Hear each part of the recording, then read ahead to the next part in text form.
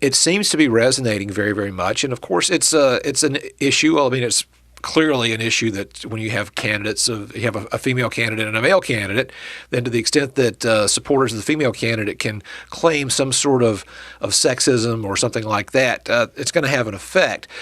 What I found interesting about it in part is that this is also something that's not unique to North Carolina, by the way. Every state Democratic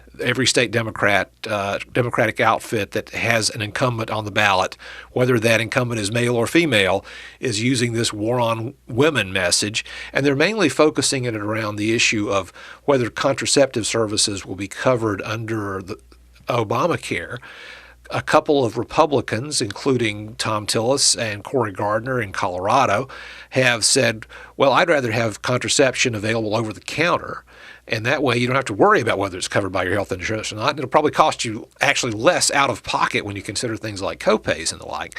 That hasn't sat well with the number of feminist groups who are trying to protect Democratic incumbents because they think that's in their interests. But it's also sort of flipped the tables a little bit. Now, another thing was a very interesting ad by a group called Americans for Shared Prosperity. This is not Americans for Prosperity, the group that we're familiar with, but another group called Americans for Shared Prosperity, which aired on Sunday talk shows in late September, in which you have a woman who's acting as if she's reading a dating profile and talking about how she was such a fan of this person back in 2008 and how inspiring he was and the like, but she was pretty much all over him by 2012. The person she's referring to is Barack Obama and people who support him. And so now this is a way of flipping the table by this woman saying there are a lot more things in contraception involved in women's issues. It has to do with jobs. It has to do with debt.